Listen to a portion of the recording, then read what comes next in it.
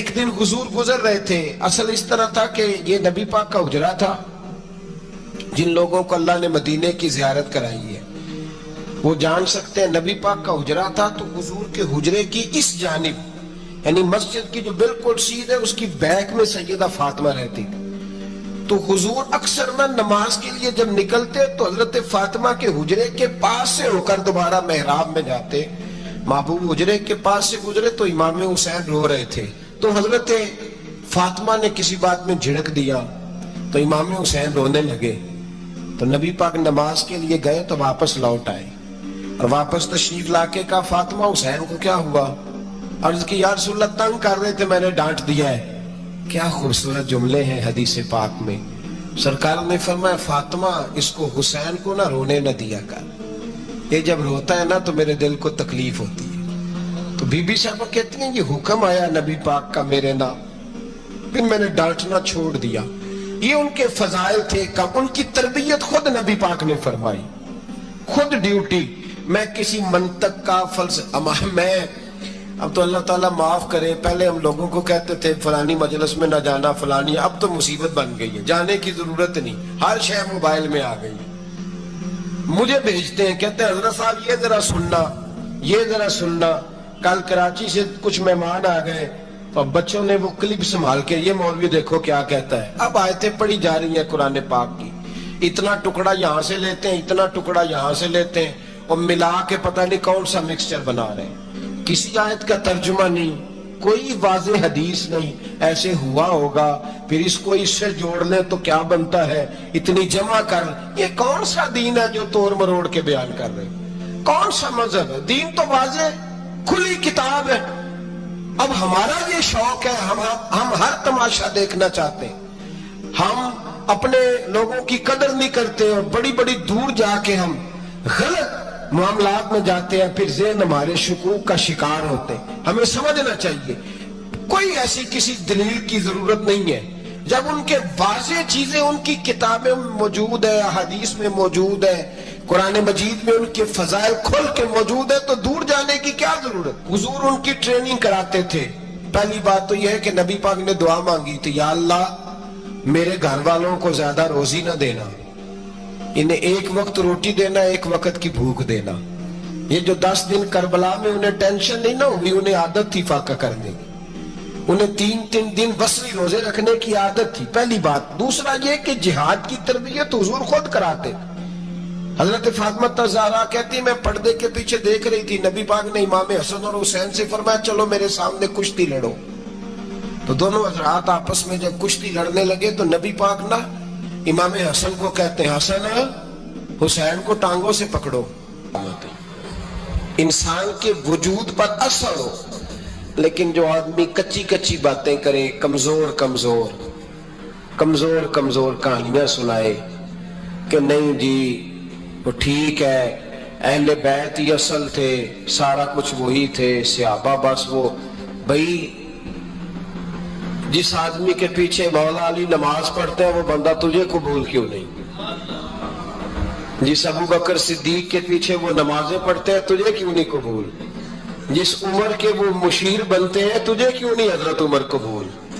اور جس عثمان غنی کے بارے میں مولا علی کی یہ رائے ہے کہ امام حسن اور حسین کو تلواریں دے کے حضرت عثمان کے دروازے پر کھڑا کر کے کہا بیٹا یہاں کھڑے رہنا, کوئی دشمن عثمان کے قریب نہ آنے پائے. تو جس عثمان کے حضرت علی محافظ ہیں تجھے وہ عثمان کیوں قبول نہیں؟ یاد رکھو ہم لعنت بھیجتے ہیں فرقہ واریت پر, امت کو تباہ کرتے ہیں وہ لوگ جو فرقہ واریت پیدا کرتے ہیں. لیکن آپ کو بتاؤں جس جماعت سے آپ کا تعلق ہے نا اس جماعت کی امت مسلمہ کو ضرورت ہے.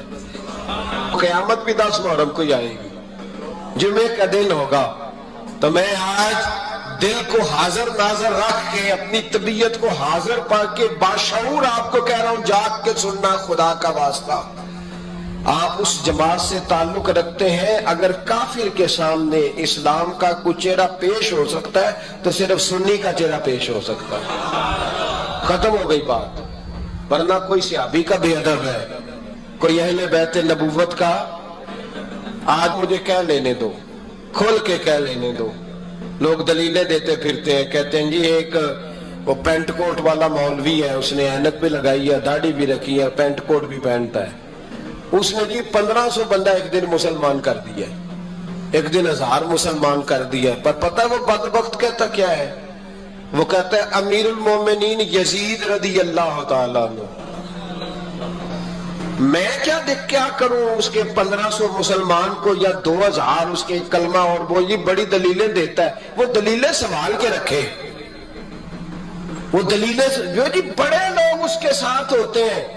تو کربلا کے موقع پر زیادہ لوگ یزید کے ساتھ تھے، زیادہ لوگ، ہم کثرت کے قائل نہیں، ہم حق کے قائل ہیں۔ ہم اب چھوڑ دو بات، دلیلوں دلائل کی طرف آؤ۔ عجیب تماشا ہے۔ اور ایک مولوی صاحب اس کی حمایت کر رہے تھے، کہتے نہیں بندہ ٹھیک ہے، وہ بھول گیا تھا، اصل میں قصور عبید اللہ ابن زیاد کا تھا، اصل میں غلطی عمر بن سعد کی تھی، تو یزید کو زیادہ الزام نہیں دینا چاہیے۔ میں نے کہا بڑی تمہاری قریبی رشتہ داری ہے یزید کے ساتھ، تو اللہ سے دعا کیوں نہیں مانگتے کہ تمہارا حشر یزید کے ساتھ کرے؟ مانگنی چاہیے نا دعا۔ کیا خیال ہے آپ کا؟ ہم الحمدللہ جمعے والے دن مسجد میں بیٹھ کے دعا کرتے ہیں، یا اللہ ہمارا حشر امام حسین کے غلاموں میں کرنا۔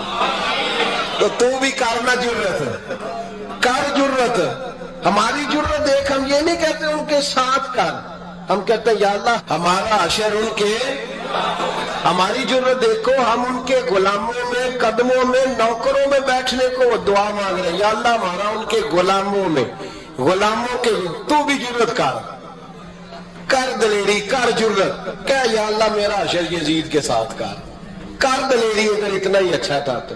بے شرمو، اتنا ظلم نہ کرو، اتنی زیادتی، اتنا ظلم نہ کرو، یہ ظلم ہے۔ امام حسین جمعے والے دن خطبہ پڑھنے لگے، جمعے سے پہلے امام حسین نے خطبہ پڑھا، اور آپ نے ایک جملہ کہا جو ہمیشہ یاد رکھا جائے گا۔ آپ نے فرمایا یزید کو جا کے بتا دو کہ مجھ جیسا تجھ جیسے کی بیعت نہیں کر سکتا۔ او کیا فکرہ ہے امام علی مقام کا۔ فرمانے لگے مجھ جیسا تجھ جیسے کی بیعت، اور آپ فرمانے لگے بتاؤ اس وقت پوری دنیا میں کوئی نبی کا نواسہ موجود ہے میرے سوا؟ حضرت آدم سے لے کر مصطفیٰ کریم تک اس وقت پوری دنیا میں کوئی نبی کا نواسہ ہے؟ اور فرمایا اگر میں ہی ہوں پوری کائنات میں، لوگ کہتے ہیں فلانا علامہ صاحب کی تبلیغ بڑی ہے، ہم سے بڑا کون ہوگا تبلیغ کی بات کرنے والا؟ لیکن ڈرو اللہ سے، ڈرو، گمراہ نہ کرو قوم کو۔ یہاں تباہی اتر گئی ہے، کوئی بڑی داڑھی رکھ کے معاذ اللہ تعالیٰ اہل بیت کے بارے میں بکواس کرتا ہے، اور کوئی بالکل داڑھی مڈا کے ننگا سر کر کے ممبروں پہ ناچتا ہے اور صحابہ کے بارے میں بکواس کرتا ہے۔ میرے مصطفیٰ کے پاس اگر ابو بکر آئے ہیں تو وہ بھی شان والے ہیں، اور اگر بی بی عائشہ صدیقہ ان کے بستر پہ نہیں ہے تو وہ بھی شانوں والی ہے۔ مولا علی شیر خدا کے بارے میں جو بات کرے پکا ایمان ہے۔ عجیب تماشا لگ گیا ہے جی، جو رب نبی پاک کے جسم کے قریب مکھی نہیں آنے دیتا، وہ گندا بندہ حضور کے قریب آنے دیتا ہے؟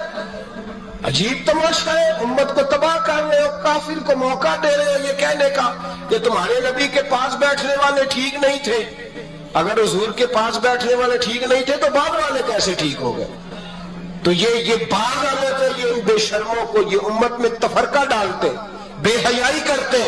سنو اور یاد رکھو، حضرت امام حسین نے خطبہ پڑھا نا جب جمعے والے دن، فرمایا مجھے پہچانو تو میں کون ہوں؟ تو عمر بن سعد بولا، پکے نمازی بولے۔ عمر بن سعد کہنے لگا حسین جلدی کر، ہمارا جمعہ لیٹ ہو رہا ہے۔ بلے ہو نمازیو، جلدی کر ہمارا، آئے ہائے کیا نماز ہے! یعنی نبی پاک کے نواسے کو شہید کریں گے اور شہادت کے بعد جمعہ پڑھیں گے اور نماز میں کہیں گے اللہم صلی علی محمد وعلی آل محمد۔ ان کو شہید کر کے قتل کر کے جمعے کا خطبہ دیا جا رہا ہے اور نماز پڑھی جا رہی ہے اللہم صلی علی محمد وعلی۔ تو میرا سنی بڑا بھولا ہے، کہتا جی وہ زیادہ نمازیں پڑھتے ہیں۔ تو زیادہ نمازیں تو عمر بن سعد بھی پڑھتا تھا. تو بولا او خدا کے دیکھے نا جتنی نماز کی اخلاق کی بات شاید میں کرتا ہوں, آپ کو جماعت میں کم لوگ ملیں گے, لیکن یاد رکھنا نماز عقیدہ نہیں, روزہ عقیدہ نہیں, عقیدہ حسین ہے, عقیدہ حسن ہے, عقیدہ علی ہے, عقیدہ عثمان غنی ہے, عقیدہ عمر فاروق ہے. میں اس شخص کو کیا کروں, مجھے اس شخص کی کیا ضرورت ہے جو منبر پہ بیٹھ کے کہتا ہے حسین ابن علی باغی تھے. وہ شخص اس کی نماز میں ہوگا, آج زکوٰۃ دیکھا جائے گا. آؤ قرآن مجید سورہ شورا آیت نمبر 23, گھر جا کے قرآن مجید کھولو, یہ والی آیتیں بھی پڑھا کرو, یہ والی بھی کھولا کرو. صحابہ جمع ہو کے نبی پاک کے پاس آئے, عرض کی یا رسول اللہ صلی اللہ علیہ وسلم آپ کے خرچے زیادہ ہیں, آمدن کا ذریعہ کوئی نہیں. جس طرح آج لوگ ہر پیر صاحب سے نہیں پوچھ رہے, علامہ صاحب سے, کہ آپ کام کوئی نہیں کرتے, کپڑے پھر بھی سفید پہنتے ہیں, کیا ذرائع آمدن ہے, پھر بھی آپ گاڑی میں گھومتے ہیں. ہمارا تو پروگرام تھا مولوی بھوکا مر جائے, پر اس کے پاس آتے ہیں تو یہ تازی چائے پلاتا ہے. کیا مطلب, کس طرح کا رویہ ہے. صحابہ کے باہر وہ یہ نہیں سوچتے تھے آتے کام, وہ کہتے تھے آگے بڑھ کے حصہ ڈالے. وہ سارے آگے بڑھے, کہا یا رسول اللہ صلی اللہ علیہ وسلم اخراجات زیادہ ہیں, ذرائع آمدن بظاہر کوئی نہیں, نذرانوں پہ اعتراض نہ کیا کرو. نذرانہ دینا نبی پاک کی سنت ہے, نذرانہ قبول کر لینا نبی پاک کی, بولو, حضور کی سنت ہے. تو صحابہ جمع ہو کے آئے, ایک جگہ پہ میٹنگ کی, کا تھوڑے سے پیسے ہر مہینے پیش کریں گے. تو حضور سے بات کون کرے گا پیسوں کی, کہا ہم نے نہیں کرنی, نبی پاک کے چچا جناب عباس کریں گے. حضرت عباس رضی اللہ تعالیٰ عنہ کے ذمہ لگایا گیا, جناب عباس آئے. حضرت عباس رضی اللہ تعالیٰ عنہ پیسے لے کے آئے, اور سیانے بندے تھے, انہوں نے بڑی سمجھداری والی عقل مندی والی بات چھیڑی. یہ نہیں کہا کہ حضور ہم یہ نذرانہ دیں گے, کہنے لگے یا رسول اللہ ہمیں پتہ ہے آپ کی مذہبی مصروفیت اتنی ہے کہ آپ کو ٹائم نہیں ملتا کاروبار کرنے کا, اگر آپ کام کریں گے تو پھر آپ کس طرح کر کے دین کا کام ہو سکے گا. یا رسول اللہ آپ نے جو ہمارے لیے کیا ہے اس کا ہم بدلہ نہیں دے سکتے, ایک حرف کا بدلہ نہیں دے سکتے. حضور یہ تھوڑا سا نذرانہ ہر مہینے لایا کریں گے, قبول کر لیں. نبی پاک کے سامنے رکھا ہی تھا کہ اللہ کا قرآن بول پڑا, کا کل لا اسألکم علیہ اجرا, محبوب ان سے فرما دو کہ میں نے تمہارے لیے بڑی تکلیف سہی ہے, پر میں تم سے کوئی اجر نہیں مانگتا, تم سے کوئی اجر نہیں مانگتا. ہاں اگر تم نے کچھ کرنا ہے الا المودۃ فی القربى, تو میرے قریبیوں سے پیار کرتے رہنا, میری ختیجہ سے پیار کرنا, میری عائشہ کا ادب کرنا, میرے قریبیوں کا احترام کرنا. یا رسول اللہ ازواج تو گھر میں ہے ہی قریبی, کوئی اور بھی خاص ہے جس کا ادب کرنا ہے؟ تو نبی پاک نے فرمایا ہاں علی, فاطمہ, علی اور فاطمہ کی اولاد. فرمایا ان کا ادب کرتے رہنا, اس کا مطلب یہ ہوگا کہ تم نے میرے ساتھ بڑا ہی اچھا سلوک کیا ہے. کہا ان کا ادب کرنا, جناب علی, سیدہ فاطمہ اور دونوں کی, ان کا ادب کرنا فرائض دین, اہل بیت کا ادب کرنا فرائض. کچھ لوگ کہتے ہیں کچھ لوگ جی سید بن گئے ہے نہیں, پر تو میں کہا جڑے بن گئے انہوں نے اللہ آپ ہی پوچھ لے گا, تو ادب کر.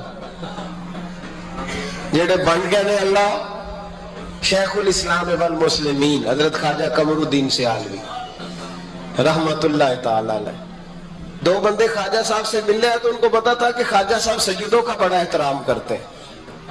اعلیٰ حضرت فاضل بریلوی کا جب عرس ہوتا ہے نا بریلی شریف, تو سیدوں کو سٹیج پہ بٹھایا جاتا ہے اور بڑے بڑے عالم نیچے بیٹھتے ہیں. تو دو بندے آ گئے, کچھ لینے کچھ مانگنے تھے, فراڈ دونوں. ٹانگے سے اترے تو سیال شریف کے رستے میں درمیان میں پروگرام بنایا کہ سونا خواجہ صاحب سیدوں کا بڑا ادب کرتے ہیں, سید نہ بن جائیں. بن بھی جاتے ہیں نا لوگ, وہ سید نہ بن جائیں. تو ٹھیک ہے جی بن جاؤ، بن گئے سید۔ خواجہ صاحب کو کسی نے اندر جا کے بتایا 2 سید آئے ہیں، تو خواجہ صاحب اس طرح دوڑے کہ نہ جوتا نہ سر پہ ٹوپی، دوڑ کے آئے۔ شیخ الاسلام خواجہ صاحب نے ہاتھ چومے، نذرانہ دیا، 2-3 تھیلے بھر کے دیے لنگر کے۔ جب وہ جانے لگے نا تو خواجہ صاحب ان کے ساتھ باہر تک آئے، جہاں انہوں نے سید ہونے کا پروگرام بنایا تھا وہاں تک ساتھ آئے، ان کو روانہ کیا۔ تو ان میں سے ایک بندہ خود ہی بول پڑا، کہنے لگا حضور یہاں لوگ دروازے تک چھوڑنے آتے ہیں یا گاڑی تک؟ نہ دروازہ نہ گاڑی، آپ درمیان میں رخصت کرنے آئے، سمجھ نہیں آئی۔ تو خواجہ صاحب فرمانے لگے تم یہیں سید بنے تھے، یہاں تک ادب کرنا ضروری تھا، یہاں تم سید بنے تھے یہاں تک ادب کرنا، پیچھے تم سید نہیں ہو تو میں کیسے ادب کروں؟ جہاں تک تم سید ہو وہاں تک ادب کرنا۔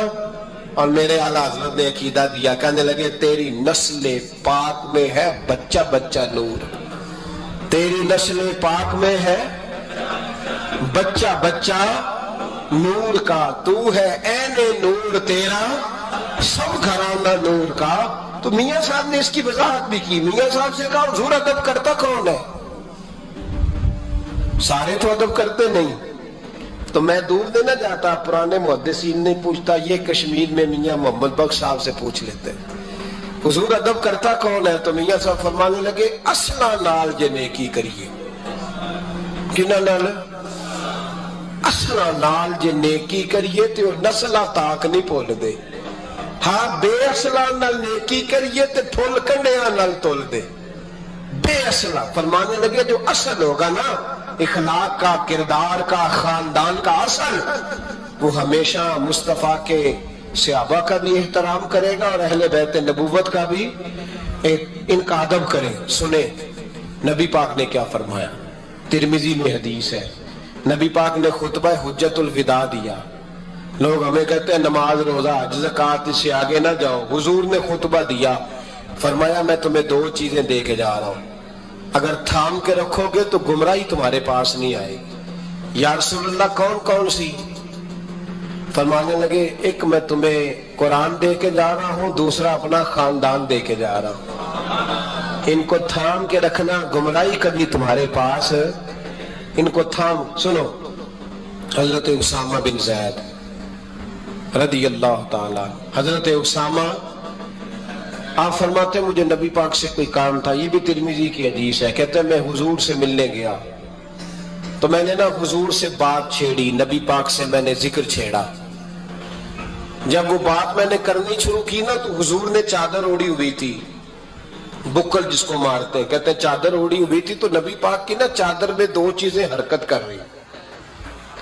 تو جناب اسامہ بن زید رضی اللہ تعالیٰ عنہ فرماتے ہیں بات کرتے کرتے میری توجہ جب ادھر گئی تو میں اصل بات ہی بھول گیا، میں کہنا کچھ چاہ رہا تھا، میری زبان سے کچھ نکل رہا تھا، چونکہ جب توجہ بٹ جاتی ہے نا، اس لیے توجہ بٹ جائے تو پھر لفظوں کا حسن برقرار نہیں رہتا۔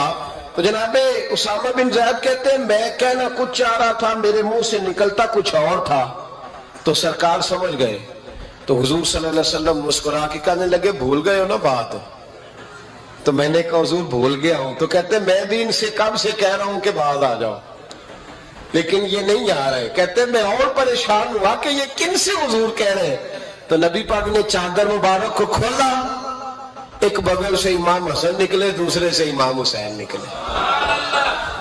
یہاں بھی ملا پریشان ہے، بڑی ٹینشن میں ہے، کہتا ہے جی ہر نانا ہی اپنے نواسوں سے پیار کرتا ہے۔ تو میں نے کہا بیوقوف، یہ عام نانا نہیں، یہ وہ والے نانا ہے جن کے بارے میں اللہ کہتا ہے وما ینطق عن الہویٰ ان ہوا الا وحی یوحیٰ، فرمایا میرے محبوب اتنی دیر تک بولتے نہیں جب تک میں حکم نہیں کر دیتا۔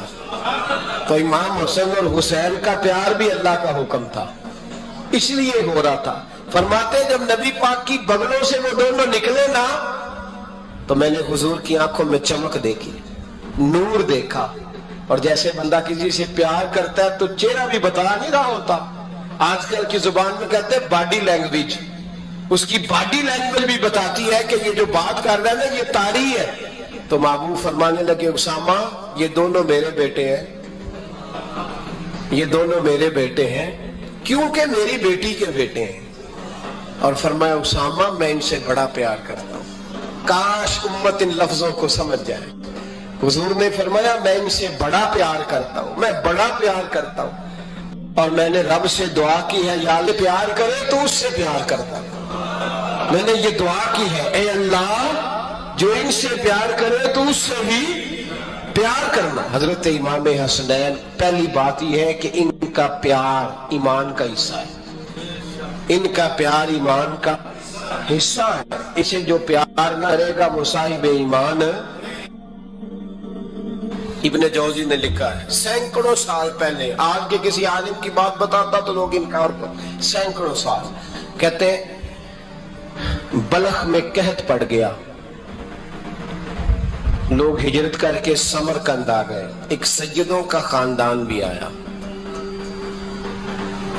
ایک ایسی خاتون بھی آئی جس کے ساتھ 3 بیٹیاں تھی, بیٹا بھی کوئی نہیں, خاوند فوت ہو گیا.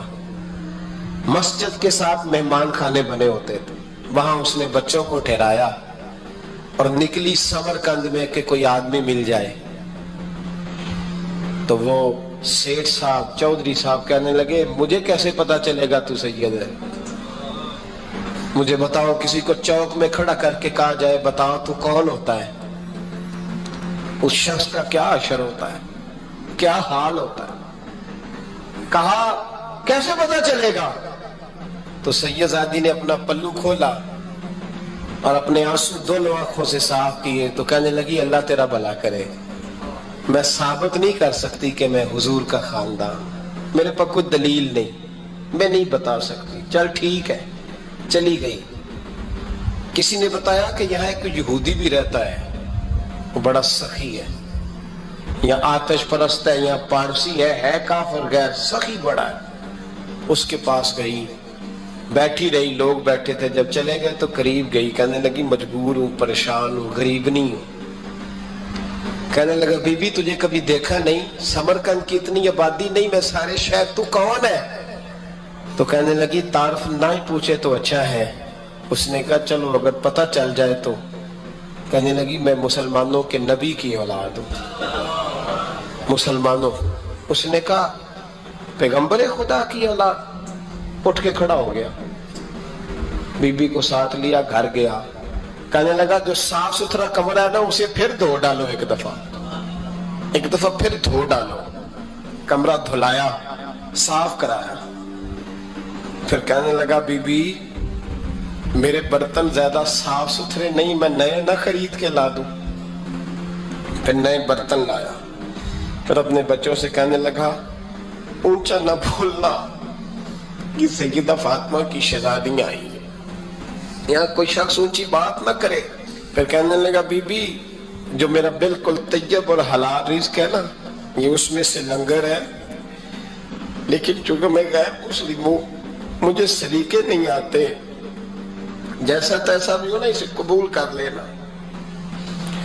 خاتون کو کہنے لگا یہ گھر ہے, جب تک جی چاہے یہاں رہنا, پر دیکھنا ہو سکے تو رات اپنے نبی سے سفارش کرنا, میرا بھی کوئی مسئلہ, میری بھی کوئی قبولیت کہیں ہو جائے.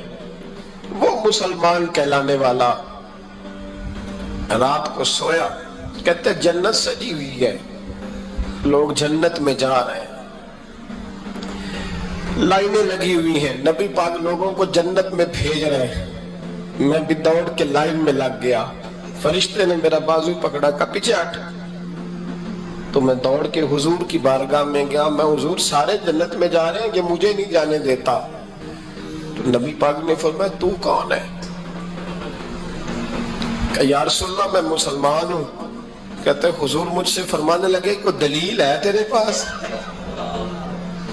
دلیل ہے کوئی تیرے پاس؟ میں چپ کر گیا. فرمایا میری بیٹی تیرے دروازے پر آئی گئی تھی تو دلیلیں پوچھنے لگ گیا تھا.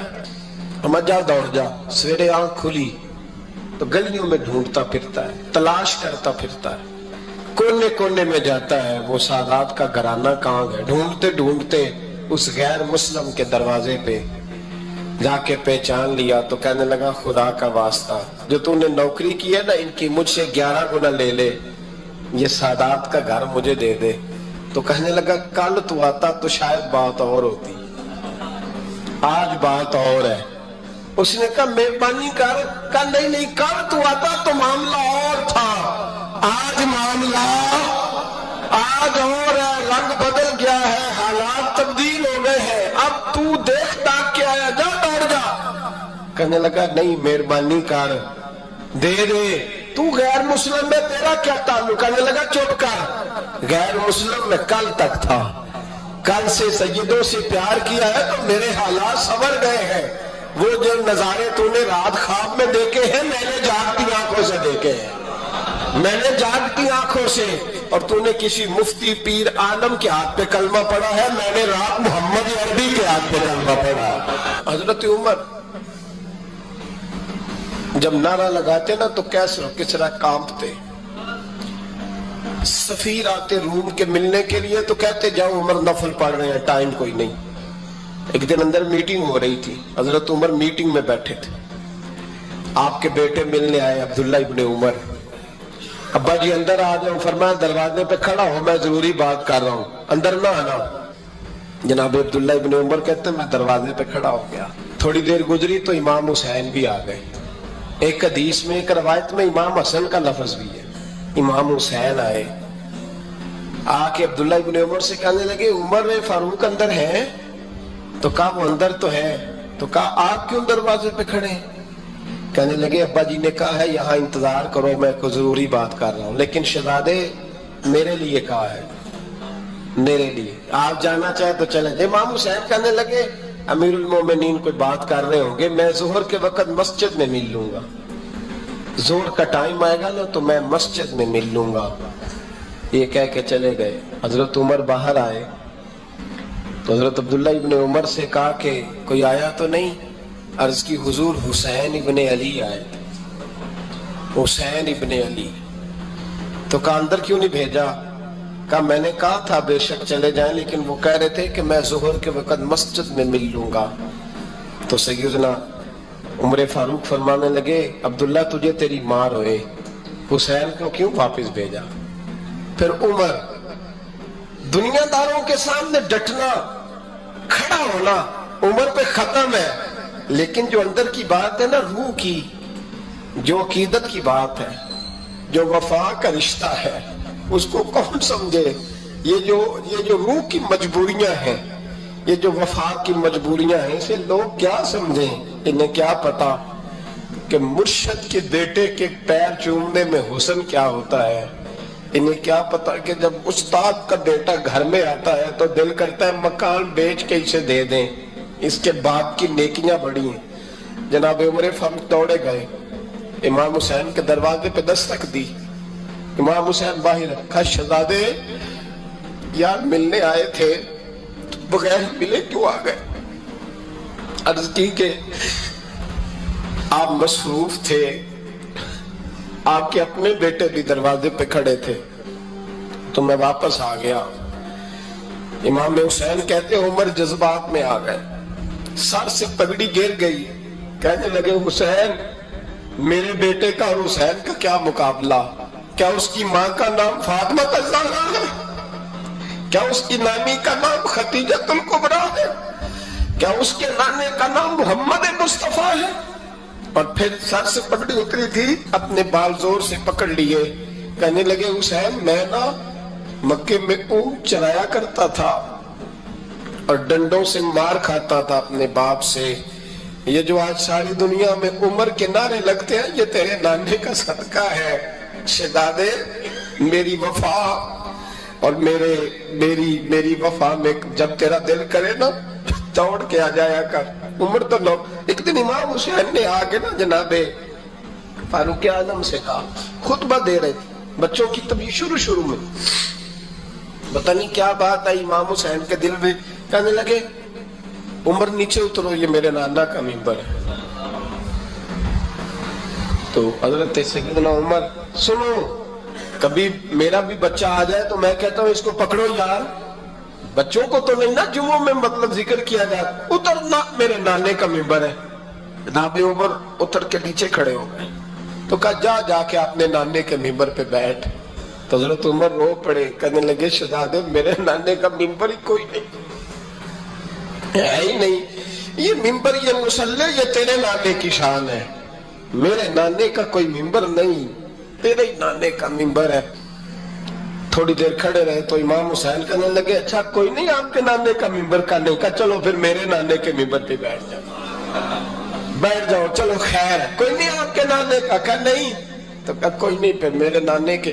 جب حضرت عمر بیٹھے تو بڑا شاندار جملہ کہا، فرمانے لگے میں ممبر پر مرضی سے نہیں بیٹھا تھا، مجھے ابو بکر نے بٹھایا تھا، اور پھر حسین کے کہنے پہ میں اترا ہوں، اب مجھے حسین نے بٹھایا ہے، اب کسی کی جرت ہے تو عمر کو اتار کے دکھائے، اب میں حسین کا تیری نسل پاک میں۔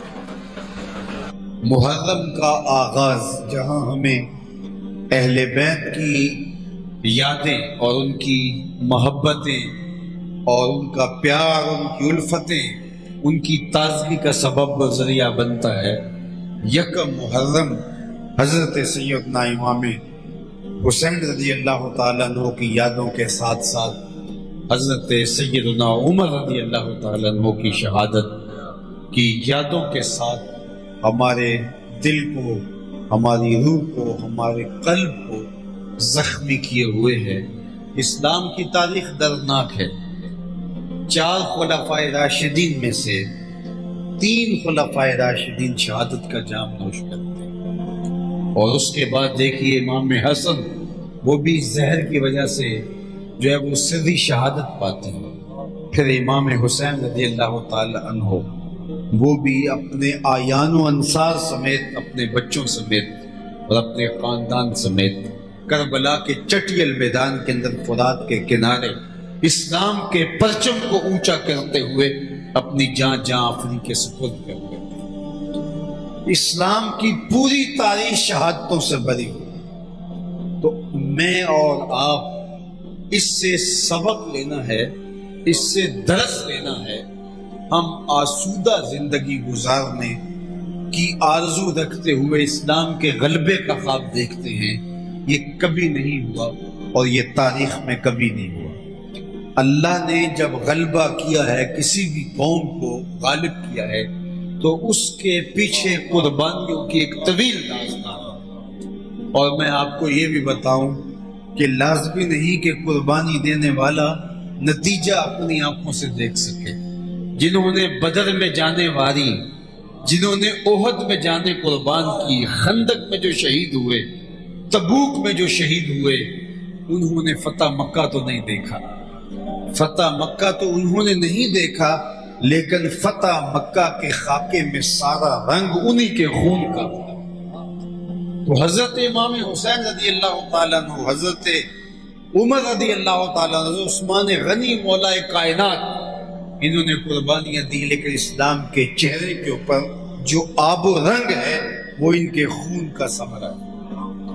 آج میں اور آپ یہاں بیٹھے ہیں اور ممبر و محراب کی رونق ہے، یہ تازگی، یہ سب کچھ اس لیے ہے کہ انہوں نے اپنا سب کچھ وار کر کے اس دین کی سربلندی اور دین کی عزت اور دین کے وقار کی جو وقار کا جھنڈا اونچا کیا، اور یہ قیامت تک سلسلہ جاری رہے گا۔ حضرت امام حسین رضی اللہ تعالیٰ عنہ یا خلفائے راشدین، اس امت کے شہداء، وہ احد میں، بدر میں، خندق میں، حنین میں، تبوک میں، یرموک میں، قادسیہ میں، جس نے جہاں بھی جانیں قربان کی، تو اسلام کی آب و تاب اور رونق اور زندگی اور اسلام کی عزت کا نشان وہ بن کر ابھرے، اور قیامت تک اللہ تعالیٰ اسلام کو فتح اور کامیابی عطا کرے گا۔ لیکن اس سے قبل داستان شہادتوں کی ایک طویل ہوتی رہے گی۔ اقبال نے کیا خوب کہا تھا، اگر عثمانیوں پہ کوہ غم ٹوٹا تو کیا غم، کہ خون 100,000 انجم سے ہوتی ہے سحر پیدا۔ ہم سمجھتے ہیں کہ یوں ہی سحر طلوع ہو گئی ہے، لیکن کتنے ستاروں کا خون ہوتا ہے پھر جا کے سپیدہ سحر نمودار ہوتا ہے. لیکن دنیا کی نظر سورج کی پھوٹتی کرنوں کی طرف ہوتی ہے. جو کہکشاؤں کا خون ہوا، جو ستاروں کا خون ہوا، دنیا اس کو بھول جاتی ہے. آج اسلام کے چہرے کے اوپر جو رنگ ہے تو اس کے پیچھے ان قربانیوں اور ان شہیدان باوفا کے خون سرخ کے نورانی قطرے ہیں کہ جس کے سبب سے جب اسلام کے چہرے کے اوپر آب و تاب ہے. اور قیامت تک جب بھی اسلام ابھرے گا تو اس کے پیچھے قربانیوں کی داستان ہوگی. آج کی تاریخ میں اور آپ دیکھتے ہیں کہ غزہ میں مٹھی بھر لوگ اپنی جانوں کے نذرانے ہتھیلیوں پر لے کر کے ڈٹ گئے. اور آج کی تاریخ کے دانشمند یہ بات کہتے ہیں کہ یہ اتنے تھوڑے لوگوں کو اسرائیل جیسی بڑی طاقت کے آگے، جس کی پشت پر جو ہے وہ امریکہ بھی ہے اور دیگر قوتیں بھی ہیں، یہ دیوار کے ساتھ ٹکر مارنے کے مترادف ہے. یہ ان کے مقابلے میں کیوں کھڑے ہوئے اتنے تھوڑے؟ لیکن قیامت تک آنے والے حق پرستوں کو حسین ابن علی کا عمل نشاندہی کرتا ہے کہ 72 ہوں اور اس میں بچے بھی ہوں، تم حق کے لیے کھڑے ہو جاؤ. کامیابی اور فتح تمہارا ہی مقدور ہوگی. بلکہ خطبہ بیضا جو حضرت امام علی مقام نے دیا، راستے میں ایک مقام آتا ہے، وہاں آپ نے لوگوں سے خطاب کیا. حدیث جو ہے وہ آپ کا جو خطبہ ہے اس کے سارے مندرجات دیکھیں تو وہ طویل ہیں. اور آپ نے فرمایا کہ لوگوں، میں سمجھتا ہوں کہ میرے ساتھ کیا ہونے والا ہے. 22,000 کا لشکر جرار ہے اور پیچھے تازہ دم کمک موجود ہے، اور یہ 72 لوگ اور وہ بھی کئی دن کے پیاسے. کہا مجھے پتہ ہے کہ میرے ساتھ کیا ہونے والا ہے، لیکن اس کے باوجود بھی میں آگے بڑھ رہا ہوں، جبکہ نتیجہ میری نگاہوں میں موہوم نہیں ہے، بالکل واضح ہے. میں کیوں آگے جا رہا ہوں؟ تو سنی انہوں نے کہا تھا وَلَكُمْ فِيَّ أُسْوَةٌ. میں اس لیے آگے جا رہا ہوں کہ قیامت تک جبر اور ظلم کے خلاف کھڑا ہونے والوں کے لیے کوئی نمونہ تو. جب مہاتما گاندھی نے برطانوی سامراج کو للکارا تو اس نے کہا کہ میں گھبرا گیا تھا کہ اتنے تھوڑے لوگ، مٹھی بھر جماعت جو میرے ساتھ ہے، اتنے بڑے سامراج کو جن کی حکومت میں سورج طلوع و غروب ہوتا ہے، ان کو للکارنے کے لیے کھڑی ہو گئی ہے. تو میرے پاؤں ڈگمگانے لگے تو مجھے حسین ابن علی یاد آئے کہ وہ بھی تو مٹھی بھر تھے، لیکن وقت کے ظالم اور وقت کے یزید کے سامنے کھڑے ہو گئے. اور آج کے دور کا سب سے بڑا یزید امریکہ اور اسرائیل ہے، لیکن حسینی کردار ادا کرنے کے لیے پوری قوت اور توانائی کے ساتھ وہ مٹھی بھر لوگ کھڑے ہو گئے جن کے پاس آلات حرب و ضرب بھی محدود ہیں. اور دنیا کو دکھا دیا کہ جنگیں آلات حرب و ضرب سے نہ لڑی جاتی، جنگیں جذبوں سے لڑی جاتی. وہ تھوڑے ہو کر کے بھی دنیا کے اوپر غالب ہوتے ہیں، اس لیے کہ فتح ہمیشہ حق کی ہوتی ہے. باطل بزدل ہوتا ہے، باطل کمزور ہوتا ہے، اور فتح اور معیار کے دنیا کے سامنے پیمانے حضرت امام حسین نے بدل دیے. لوگوں نے سمجھا کہ جو کٹ جائے وہ ہار جاتا ہے، اور جو فتح کے نقارے بجائے وہ جیت جاتا ہے. لیکن دنیا کو امام صاحب نے بتایا کہ نہیں، کٹ کے بھی سر بلند ہو تو وہ حسین کا ہی ہے. آپ جانتے ہیں نیزے کی نوک پہ امام حسین کا سر چڑھایا گیا، اور یہ اس لیے کہ اپنے لشکر کو تسلی دے کہ لوگوں ہم جیت گئے ہیں. لیکن لشکر یزید سے یہ آواز آئی، یہ کیسا سر ہے جو کٹ کے بھی سر بلند، یہ کٹ کے بھی اونچا ہے. تو فتح اور معیار کے ضابطے تبدیل ہو گئے، اور اس کے ضابطے تبدیل کر دیے. بلکہ اقبال نے کہا تھا جو دلوں کو فتح کر لے وہی فاتح زمان. فاتح وہ نہیں ہوتا جو میدان کے اندر جو ہے وہ اپنے مقابل کو کاٹ دے، بلکہ کامیاب سرخرو اور بامراد وہ ہوتا ہے کہ جو حق کے پرچم کو اپنے ہاتھ سے نہ چھوڑے اچھا اگر آپ دیسی انداز میں میرے فتح اور حق کے معیار کو سمجھنا چاہیں تو میں ایک بات اور کرنا چاہوں گا. ہمارے دیہاتوں کا کلچر یہاں سے لے کے پانی پت کی لڑائیوں تک چلے جائیں. فاتح کون ہوتا ہے؟ فاتح وہ ہوتا ہے جو میدان چھوڑ کے بھاگ جائے. میدان میں جس کا جماؤ رہے دنیا اسے جیتا کہتی ہے. چلو یہی معیار مقرر کر دیتے ہیں اور آج ہی کربلا میں جا کے دیکھ لیتے ہیں وہاں یزید کا قبضہ ہے یا میرے حسین کا قبضہ. کربلا میں آج بھی جھنڈے حسین کے جھول رہے ہیں. تو حسین ابن علی نے دنیا کو بتایا کہ یزید کا نام مسخ ہو گیا. میں یزید کی قبر ڈھونڈنے نکلا دمشق میں تو یزید کی قبر نہیں ملی.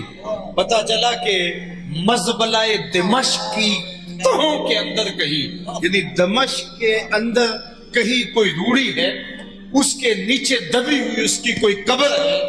جو تخت و تاج کا مالک تھا آج اس کی قبر بھی دنیا کو معلوم نہیں. اور حسین ابن علی کی قبر پہ آج بھی سرخ جھنڈا جھول رہا. فاتح کون ہوا؟ سر بلند کون ہوا؟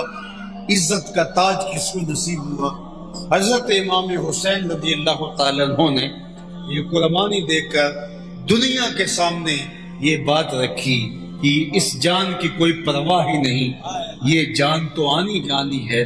جس دھج سے کوئی مقتل میں گیا وہ شان سلامت رہتی ہے. اصل تو وہ باغپن ہے، وہ شان ہے جو حضرت امام حسین رضی اللہ تعالی عنہ کی ہے. جس ڈھب سے گئے میں آپ سے پوچھتا ہوں کہ یار 71 لاشیں کندھوں پہ اٹھا کے خیموں تک لے کر کے حضرت امام حسین آئے. یار اتنے چکر تو خالی کاٹ کے آپ آئیں.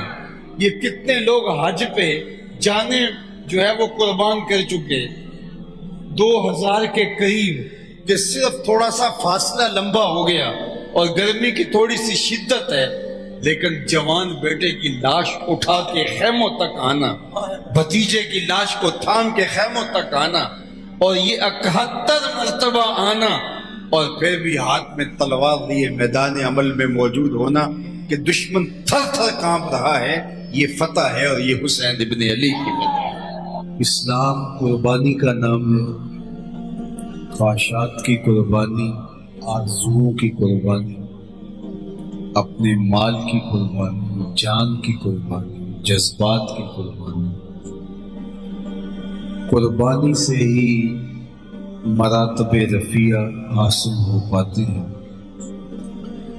جنہوں نے انفرادی طور پہ یا قوموں نے اجتماعی طور پہ قربانیاں پیش کی ہیں وہی سرخرو ہوئے ہیں، وہی کامیاب ہوئے.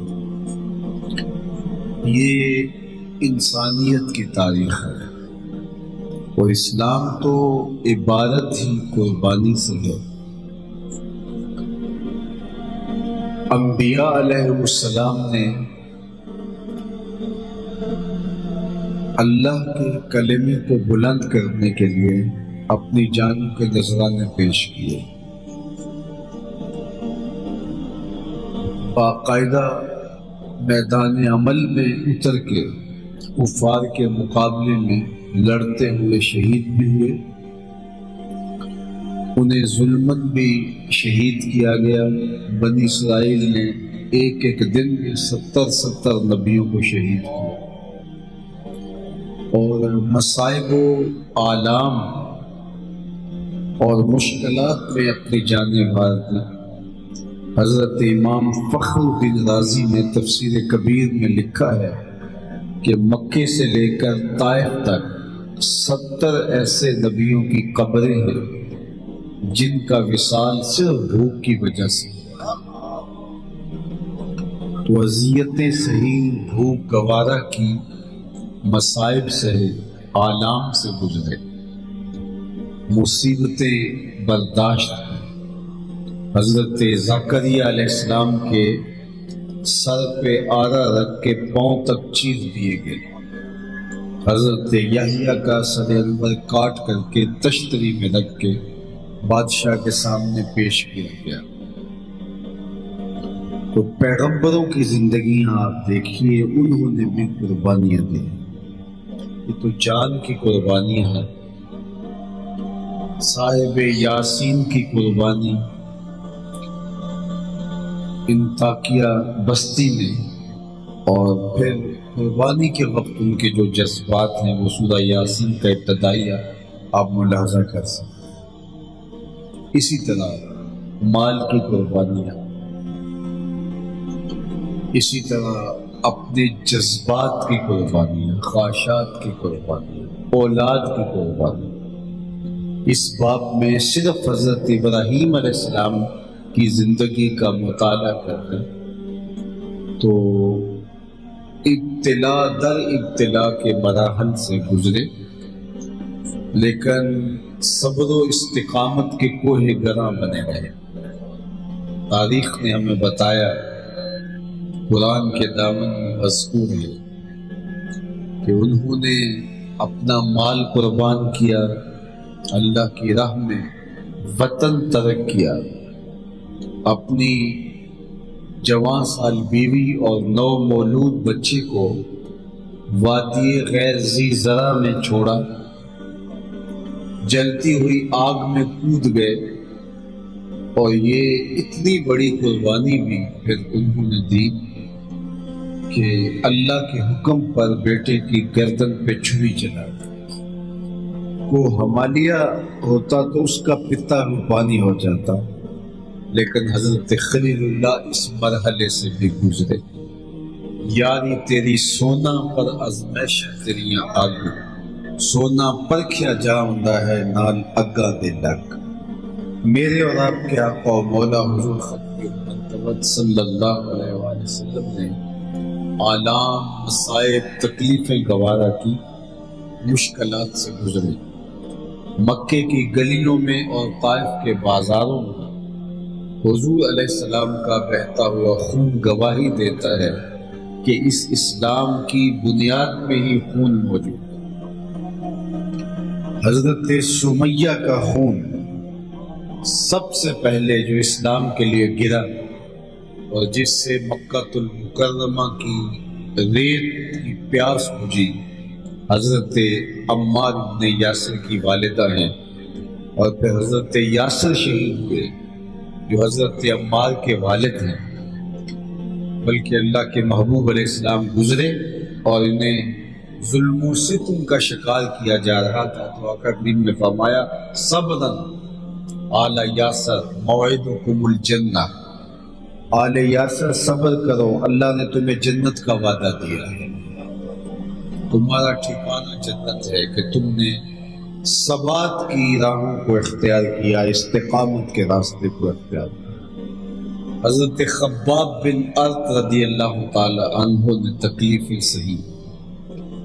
اللہ اکبر، ایک دن حضور بیٹھے تھے تو حضرت خباب کفار کے ظلم و ستم اور ان کے جور و جبر اور سختیوں کو سہتے ہوئے حضور کی خدمت میں حاضر ہوئے اور شکایت کی، تو آقا کریم نے فرمایا خباب تم گھبرا گئے ہو، تم سے قبل ایسے لوگ بھی گزرے ہیں کہ جن کے جسموں کو لوہے کی کنگھیوں سے چھیدا گیا اور لوہے کی کنگھیوں کے دندانوں نے ان کی ہڈیوں پہ نشان چھوڑے، لیکن انہیں حق کے راستے کو پھر بھی ترک نہیں۔ ہم اس کہانی کو بھی نہیں بھول سکتے کہ دو اونٹوں کی پچھلی ٹانگوں سے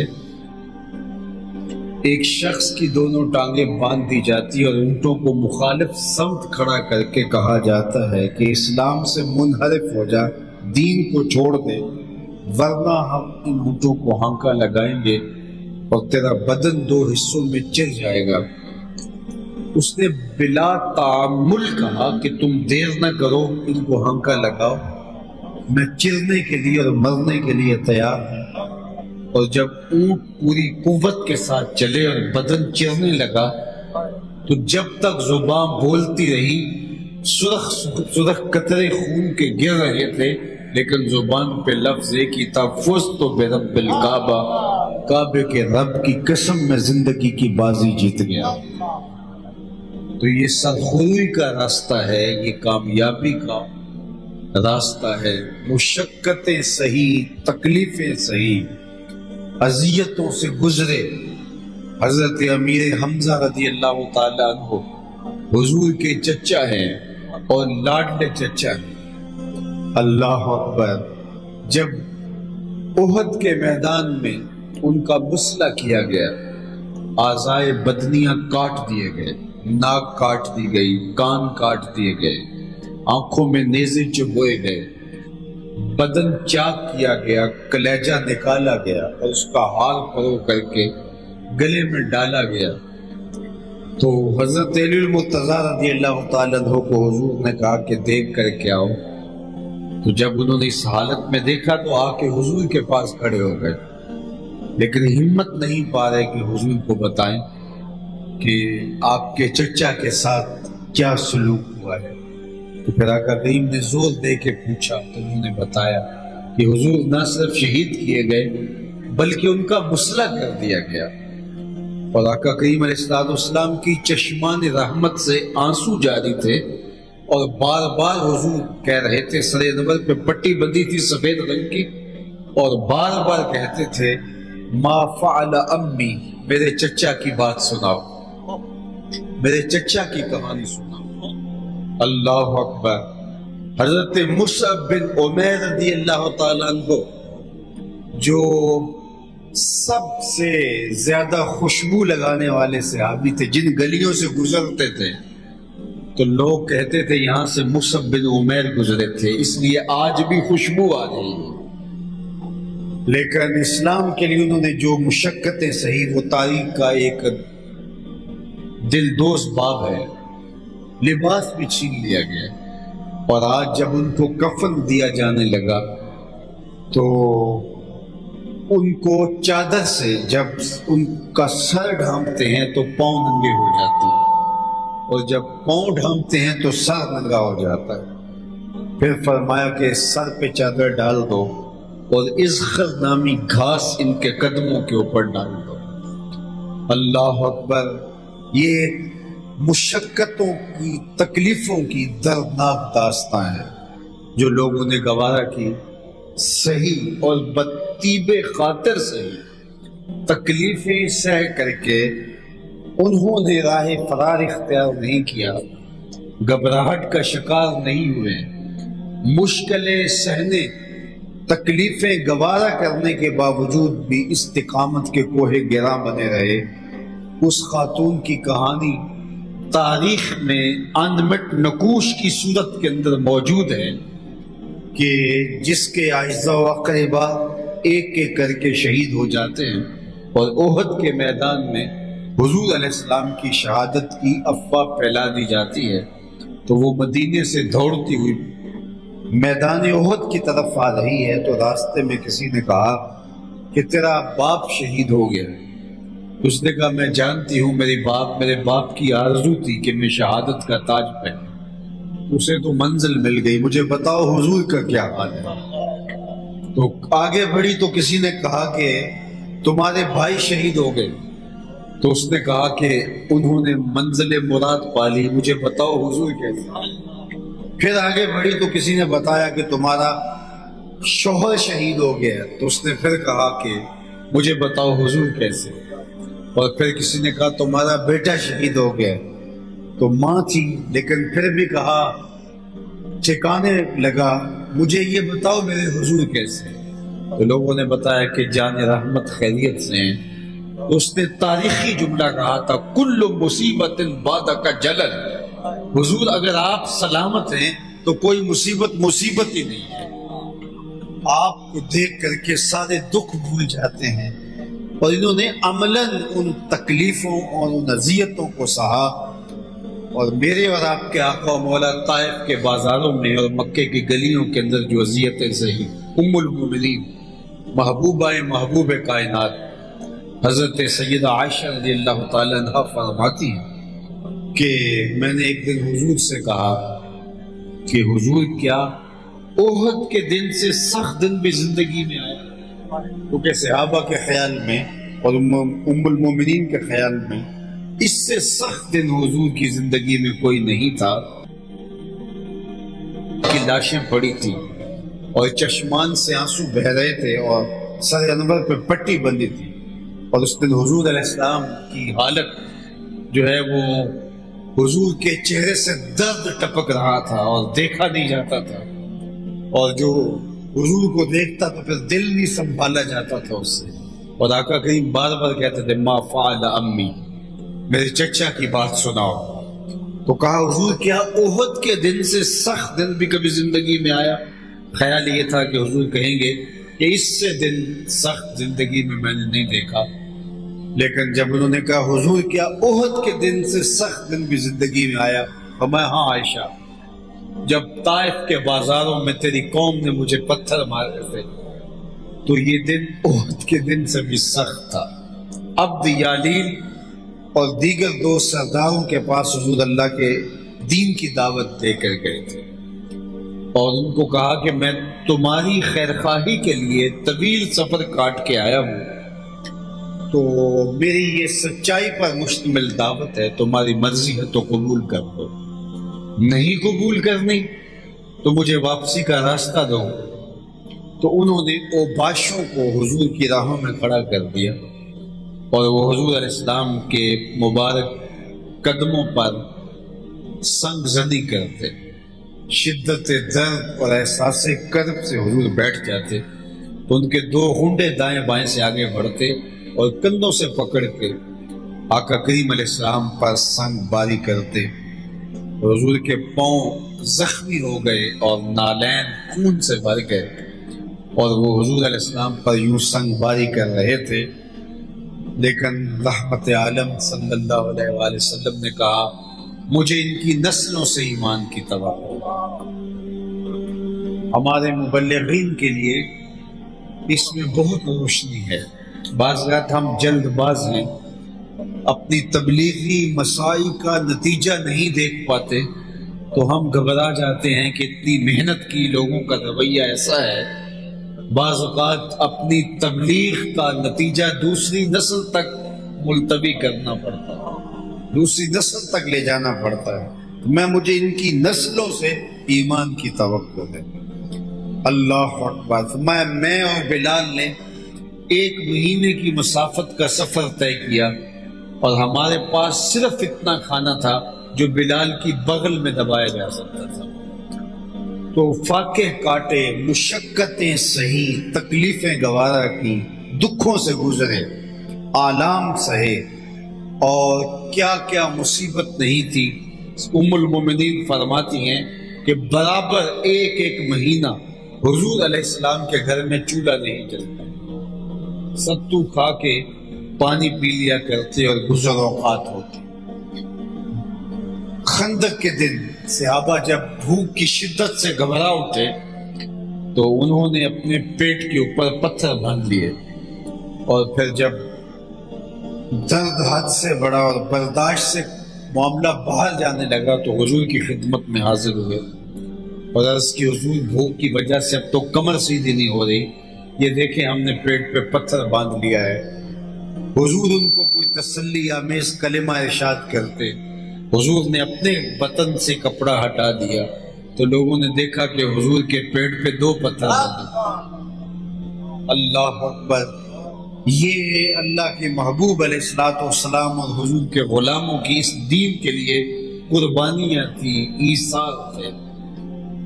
لیکن میں آپ کو بتاؤں کہ فتح مکہ کا مرحلہ بھی اللہ نے نصیب کیا، اسلام کا جھنڈا سر بلند ہو گیا، بہت اونچا ہوا اسلام کا جھنڈا، اللہ نے اسلام کو فتح عطا کر دی۔ اور وہ کتنا دل آویز منظر تھا جب حضور مکے میں داخل ہو رہے تھے، اسی مکے سے جس مکے سے حضور ہجرت کر کے گئے تھے، اور آقا کریم کے امامے کا کور اونٹنی کی کوہان کے ساتھ لگ رہا تھا، حضور ایسے سر جھکائے ہوئے تھے۔ اسامہ بن زید بن حارثہ رضی اللہ تعالی عنہما حضور کے پیچھے بیٹھے تھے، ردیف تھے حضور کے، تو فاتحانہ انداز میں وہ تھوڑے سے اچھلنے لگے، حضور نے ان کو ہاتھ سے روک دیا، اور آقا یوں مکہ المکرمہ میں داخل ہو رہے تھے، اور پھر لوگ جب تھر تھر کانپنے لگے کہ اب نہ جانے ہمارے ساتھ کیا سلوک ہوگا، تو آقا کریم نے سب کو بلایا جنہوں نے دکھ دیے تھے، اجریاں ڈالی تھیں، کوڑے پھینکے تھے حضور کی راہوں میں، اور آقا کریم علیہ السلام کے گلے میں کپڑا ڈال کے تو دیے تھے، کیا کیا مصیبتیں نہیں کھڑی کی تھی، تو سب کو بلایا، کہا بتاؤ میں تمہارے ساتھ کیا سلوک کروں؟ تو انہوں نے کہا آپ کریم باپ کے کریم بیٹے ہیں، ہم آپ سے خیر کی توقع رکھتے ہیں، لیکن انہیں یہ تھا کہ شہر بدر تو کیے ہی جائیں گے، چلو گردنیں کٹنے سے بچ جائیں تو یہ بھی غنیمت ہے، لیکن ان کی آنکھیں پھٹی کی پھٹی رہ گئی۔ آقا کریم نے فرمایا اذهبوا انتم الطلقاء، جاؤ تم آج کے بعد آزاد ہو، اور میں تمہیں آج وہی کہوں گا جو میرے بھائی یوسف نے اپنے بھائیوں سے کہا تھا، لا تثریب علیکم اليوم۔ تو اب تکلیفیں، اذیتیں، مصائب تو ٹل جانے چاہیے تھے، لیکن جب اسلام کی تاریخ ہی قربانیوں سے عبارت ہے تو فتح مکہ کے بعد بھی مشکلات کے پہاڑ، مصائب، آلام، تکلیف، اللہ اکبر۔ اچھا، آپ اگر توجہ کر رہے ہوں میری گفتگو پہ، انسان جب کوئی منزل حاصل کر لیتا ہے تو پھر اس کی آرزو ہوتی ہے کہ میں جو گھر بنایا ہے، جو میں نے باغ لگایا ہے، جو میں نے کھیتی لگائی ہے، تو اب میں مزے سے اس سے تلذذ حاصل کروں، اس کا لطف کشید کروں، لیکن جو ہی مکہ فتح ہوتا ہے تو رب کا سندیسہ محبوب کے نام آتا ہے کہ محبوب اب بتاؤ اس دنیا میں رہنا ہے یا آنا ہے؟ تو مشقتیں سہ سہ کے جو باغ لگایا تھا، اب جب وہ پھل دینے پہ آیا تو رب نے اختیار دیا، لیکن حضور کہتے ہیں اللہم بالرفیق الاعلی، مالک میں تو تیرے حضور آنا چاہتا ہوں۔ جو کام میرے ذمہ تھا وہ پورا ہو گیا، اور اس کی تکمیل کی، اور صحابہ سے گواہی دی۔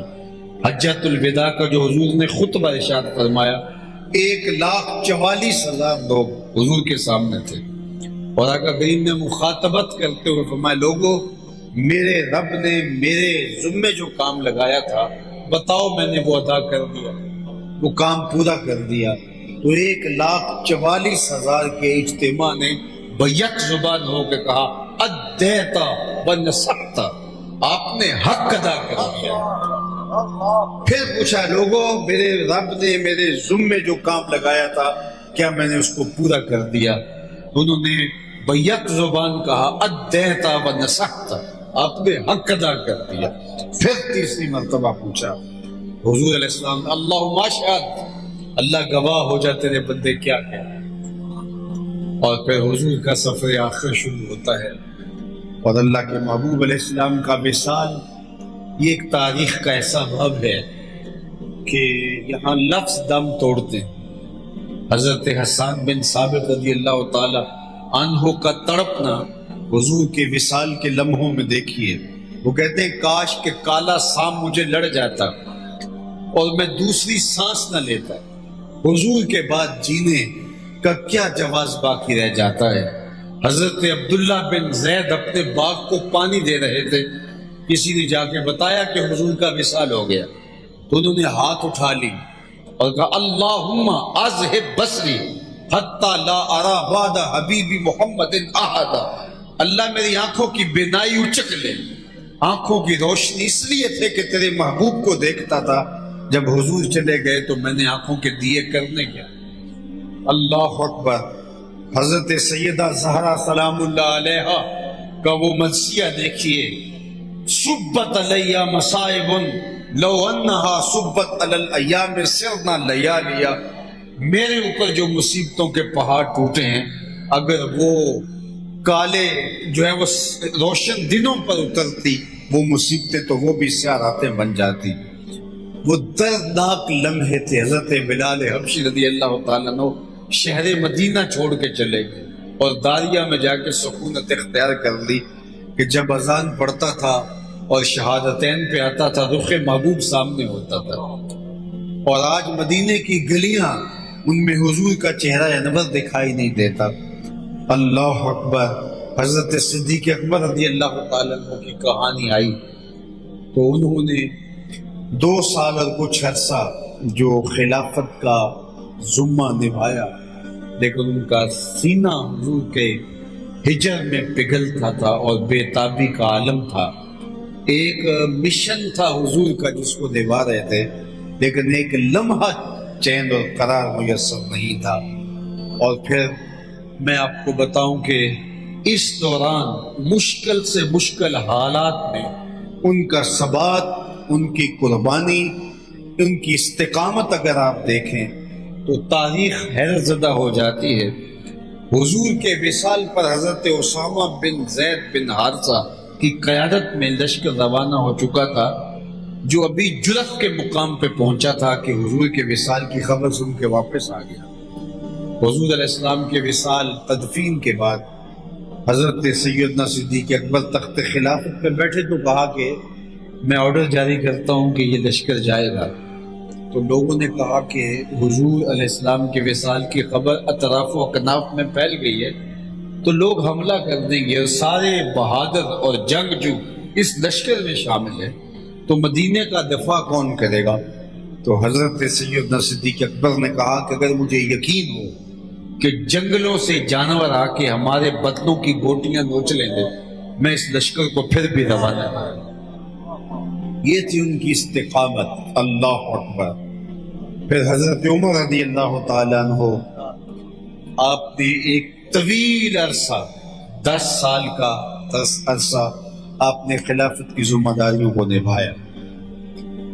آپ تاریخ پڑھیں کہ عمر ایک لمحہ چین نہیں لے رہے، دن کو بھی کام کر رہے ہیں، راتوں کو بھی مدینے کی گلیوں میں پہرا دے رہے ہیں۔ 10 سال کے اندر اس دور کی 2 سپر طاقتوں کو ناکو چنے چبوائے اور اسلام کا جھنڈا گاڑا، رومیوں کو بھی شکست دی اور کسرا ایران کو بھی شکست دی۔ یہ حضرت عمر رضی اللہ تعالی عنہ کی تاریخ ہے۔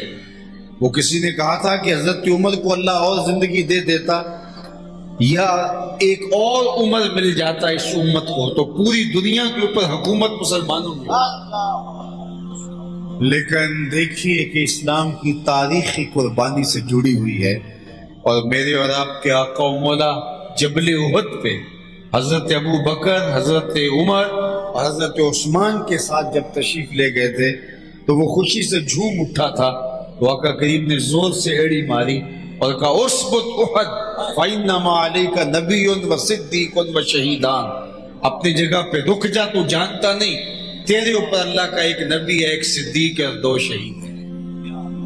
اور حضرت عمر رضی اللہ تعالیٰ عنہ 2 سپر طاقتوں کو ناکوں چنے چبوانے کے بعد، اسلام کا جھنڈا گاڑنے کے بعد، بالآخر وہ بھی جو ہے وہ تو نکاحت بہت تھی اور سانسیں ٹوٹ رہی، اور اس نے جو تہبند پہنا ہوا تھا وہ ٹخنوں سے نیچے لٹک رہا تھا۔ تو حضرت عمر نے اس کو دیکھ کے کہا اس انصاری کو کہ جوان، میری حالت تو ٹھیک ہے، تیری حالت ٹھیک ہے، تو اس تہبند کو اوپر کر لے، اس سے یہ تہبند خراب ہونے سے بھی بچ جائے گا اور رب بھی راضی ہو جائے گا۔ آخری لمحے تک اللہ کے دین کی تبلیغ کرتے ہوئے حضرت عمر رضی اللہ تعالیٰ عنہ نے 1 محرم الحرام کو اپنی جان آخری کے سپرد۔ محرم کا آغاز جہاں ہمیں اہل بیت کی یادیں اور ان کی محبتیں اور ان کا پیار، ان کی الفتیں، ان کی تازگی کا سبب و ذریعہ بنتا ہے، 1 محرم حضرت سیدنا امام حسین رضی اللہ تعالیٰ عنہ کی یادوں کے ساتھ ساتھ حضرت سیدنا عمر رضی اللہ تعالیٰ عنہ کی شہادت کی یادوں کے ساتھ ہمارے دل کو، ہماری روح کو، ہمارے قلب کو زخمی کیے ہوئے ہیں۔ اسلام کی تاریخ دردناک ہے۔ 4 خلفائے راشدین میں سے 3 خلفائے راشدین شہادت کا جام نوش کرتے ہیں، اور اس کے بعد دیکھیے امام حسن، وہ بھی زہر کی وجہ سے جو ہے وہ سری شہادت پاتے ہیں۔ پھر امام حسین رضی اللہ تعالی عنہ وہ بھی اپنے آیان و انصار سمیت، اپنے بچوں سمیت اور اپنے خاندان سمیت کربلا کے چٹی المیدان کے اندر فرات کے کنارے اسلام کے پرچم کو اونچا کرتے ہوئے اپنی جان آفریں کے سپرد کر گئے۔ اسلام کی پوری تاریخ شہادتوں سے بھری ہوئی، تو میں اور آپ اس سے سبق لینا ہے، اس سے درس لینا ہے۔ ہم آسودہ زندگی گزارنے کی آرزو رکھتے ہوئے اسلام کے غلبے کا خواب دیکھتے ہیں، یہ کبھی نہیں ہوا اور یہ تاریخ میں کبھی نہیں ہوا۔ اللہ نے جب غلبہ کیا ہے، کسی بھی قوم کو غالب کیا ہے، تو اس کے پیچھے قربانیوں کی ایک طویل داستان ہے۔ اور میں آپ کو یہ بھی بتاؤں کہ لازمی نہیں کہ قربانی دینے والا نتیجہ اپنی آنکھوں سے دیکھ سکے۔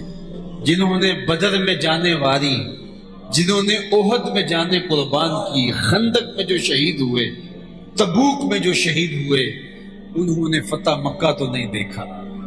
فتح مکہ تو انہوں نے نہیں دیکھا، لیکن فتح مکہ کے خاکے میں سارا رنگ انہی کے خون کا۔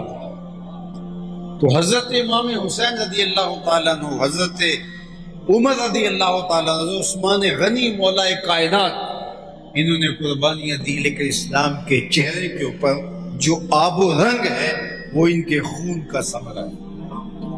آج میں اور آپ یہاں بیٹھے ہیں اور ممبر و محراب کی رونق ہے، یہ تازگی، یہ سب کچھ اس لیے ہے کہ انہوں نے اپنا سب کچھ وار کر کے اس دین کی سربلندی اور دین کی عزت اور دین کے وقار کی جو وقار کا جھنڈا اونچا کیا، اور یہ قیامت تک سلسلہ جاری رہے گا۔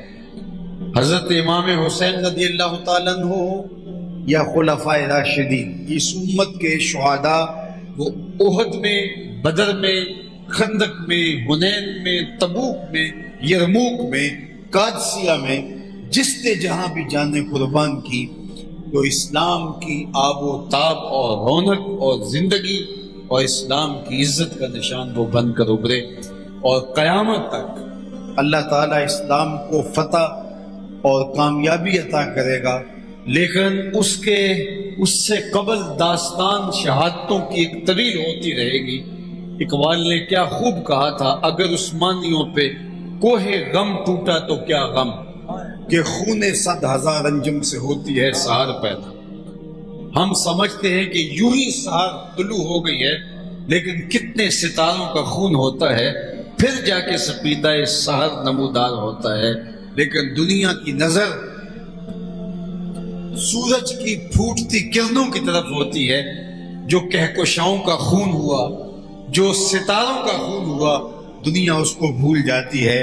آج اسلام کے چہرے کے اوپر جو رنگ ہے، تو اس کے پیچھے ان قربانیوں اور ان شہیدان باوفا کے خون سرخ کے نورانی قطرے ہیں، کہ جس کے سبب سے جب اسلام کے چہرے کے اوپر آب و تاب ہے، اور قیامت تک جب بھی اسلام ابھرے گا تو اس کے پیچھے قربانیوں کی داستان ہوگی۔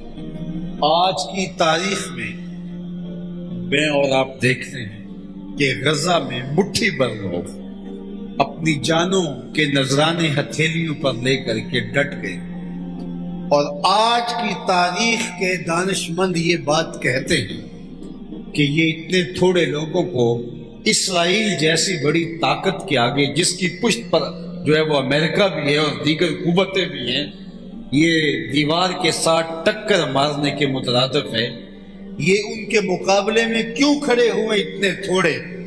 لیکن قیامت تک آنے والے حق پرستوں کو حسین ابن علی کا عمل نشاندہی کرتا ہے کہ 72 ہوں اور اس میں بچے بھی ہوں، تم حق کے لیے کھڑے ہو جاؤ، کامیابی اور فتح تمہارا ہی مقدور ہوگی۔ بلکہ خطبہ بیضا جو حضرت امام علی مقام نے دیا، راستے میں ایک مقام آتا ہے، وہاں آپ نے لوگوں سے خطاب کیا۔ حدیث جو ہے وہ آپ کا جو خطبہ ہے اس کے سارے مندرجات دیکھیں تو وہ طویل ہیں، اور آپ نے فرمایا کہ لوگوں، میں سمجھتا ہوں کہ میرے ساتھ کیا ہونے والا ہے۔ 22,000 کا لشکر جرار ہے، اور پیچھے تازہ دم کمک موجود ہے اور یہ 72 لوگ اور وہ بھی کئی دن کے پیاسے. تو کہا مجھے پتا ہے کہ میرے ساتھ کیا ہونے والا ہے، لیکن اس کے باوجود بھی میں آگے بڑھ رہا ہوں، جبکہ نتیجہ میری نگاہوں میں موہوم نہیں ہے، بالکل واضح ہے. میں کیوں آگے جا رہا ہوں؟ تو سنی انہوں نے کہا تھا وَلَكُمْ فِيَّ أُسْوَةٌ. میں اس لیے آگے جا رہا ہوں کہ قیامت تک جبر اور ظلم کے خلاف کھڑا ہونے والوں کے لیے کوئی نمونہ ہو.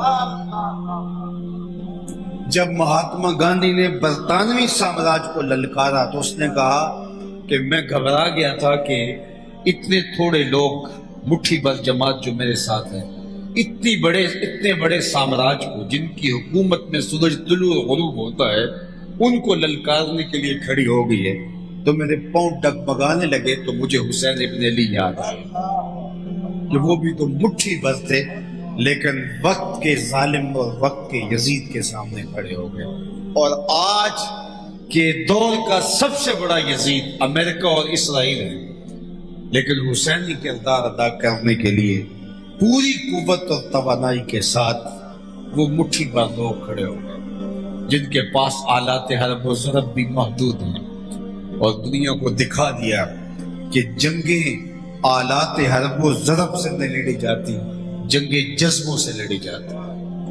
وہ تھوڑے ہو کر کے بھی دنیا کے اوپر غالب ہوتے ہیں، اس لیے کہ فتح ہمیشہ حق کی ہوتی ہے. باطل بزدل ہوتا ہے، باطل کمزور ہوتا ہے، اور فتح اور معیار کے دنیا کے سامنے پیمانے حضرت امام حسین نے بدل دیے. لوگوں نے سمجھا کہ جو کٹ جائے وہ ہار جاتا ہے، اور جو فتح کے نقارے بجائے وہ جیت جاتا ہے. لیکن دنیا کو امام صاحب نے بتایا کہ نہیں، کٹ کے بھی سر بلند ہو تو وہ حسین کا ہی ہے. آپ جانتے ہیں نیزے کی نوک پہ امام حسین کا سر چڑھایا گیا، اور یہ اس لیے کہ اپنے لشکر کو تسلی دے کہ لوگوں ہم جیت گئے ہیں.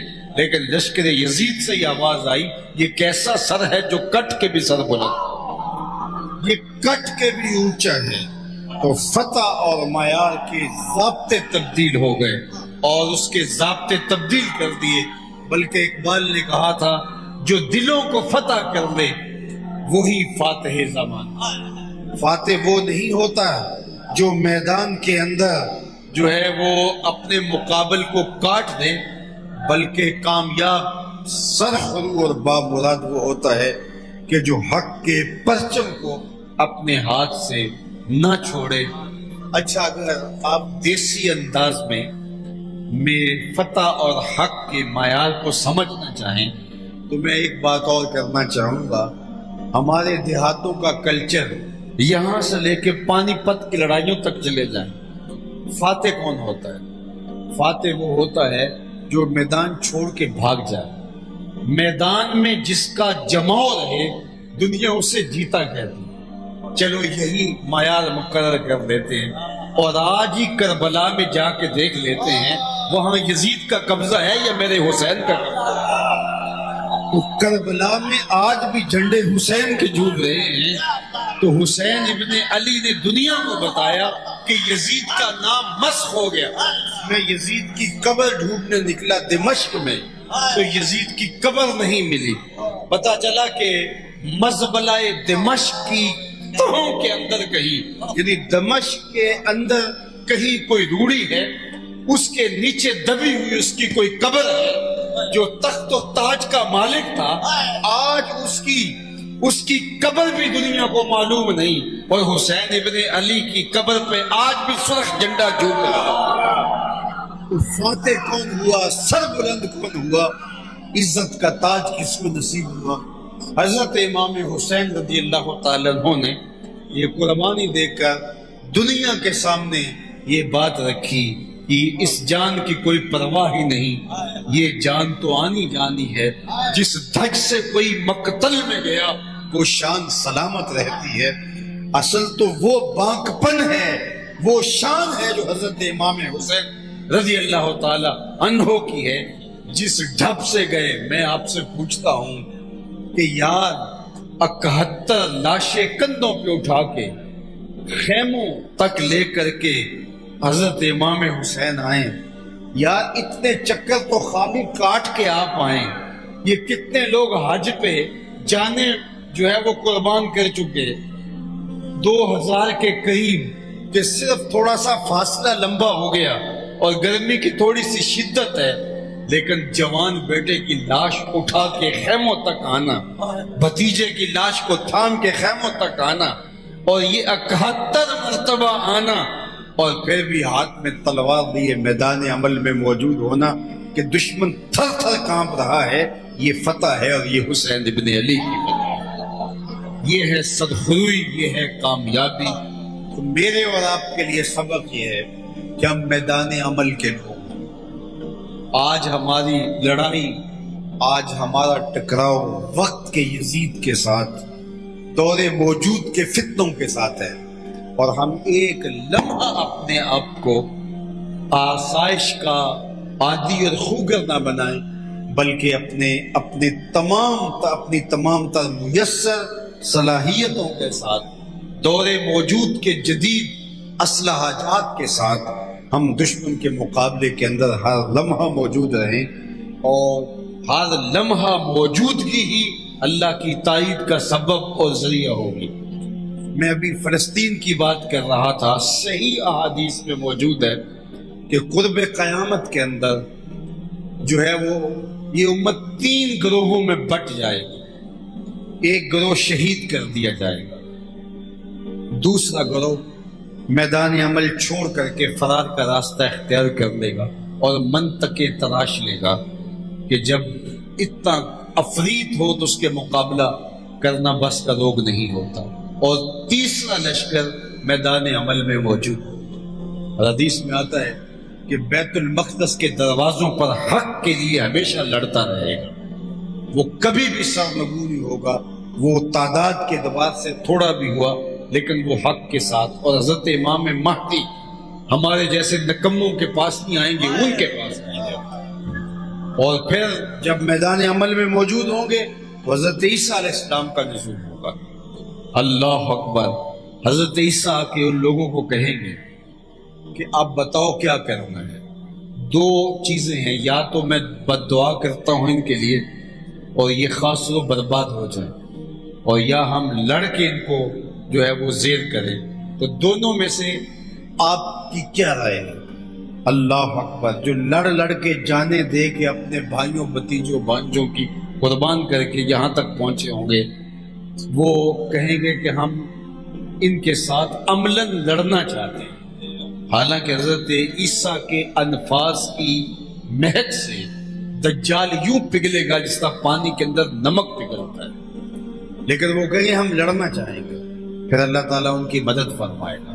اور سنو اللہ کے محبوب کا فرمان. آقا کریم نے فرمایا مٹی اور گارے سے بنا ہوا کوئی گھر اور چمڑے سے بنا ہوا کوئی اور اون سے بنا ہوا کوئی خیمہ ایسا نہیں ہوگا جس میں اسلام کا کلمہ داخل نہیں ہوگا. شرق سے لے کر غرب تک، شرق سے لے کر غرب تک اور شمال سے لے کر جنوب تک کائنات کا کوئی چھت ایسا نہیں ہوگا جہاں میرے حضور کے نام کا جھنڈا نہیں ڈول رہا. کیا شان ہوگی. اور میں آپ کو الخصائص الکبریٰ میں الکفایت الطالب اللبیب فی خصائص الحبیب کے اندر امام سیوطی نے لکھا کہ جب یہ سارا کام مکمل ہوگا دجال مقام لد سے فرار ہونا چاہے گا. اور حدیث پاک میں آتا ہے کہ وہ حضرت عیسیٰ علیہ السلام اس کو قتل کریں گے. مقام لد یہ موجودہ جو وہاں ان کا انتہائی حساس ایئرپورٹ ہے اور اس کے 3 ٹرمینل اب بند ہیں اور وہ انتہائی ہنگامی صورتحال کے لیے رکھے گئے. اس زمانے میں وہ ایک دیہات تھا، لیکن آج جدید ترین ایئرپورٹ ہے. یہاں سے دجال فرار ہونا چاہے گا لیکن فرار نہیں ہو پائے گا. حضرت عیسیٰ اللہ کے دین کے پرچم کو بلند کرنے کے بعد ظاہر جو ڈیوٹی دی گئی ہو جب پوری ہوتی ہے تو بندہ پھر کمانڈر کے پاس آتا ہے.